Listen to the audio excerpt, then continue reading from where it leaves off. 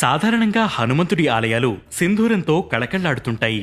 గర్భగుడిలో ఉండే ఆంజనేయుడి విగ్రహం నుంచి ఆలయంపై ఉండే జెండా వరకు దాదాపు అన్నీ అదే రంగులో ఉంటాయి.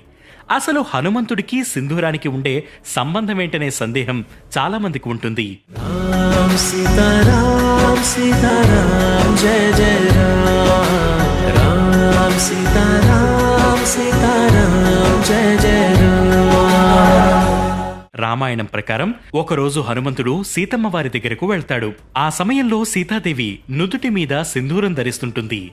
అది గమనించిన అంజనీపుత్రుడు, అమ్మా ఏంటా పొడి, దాన్ని ఎందుకు పెట్టుకుంటారు, ప్రాముఖ్యత ఏమిటి అని అడిగాడు. ఆ ప్రశ్నకు సమాధానంగా, హనుమా, ఇది సింధూరం.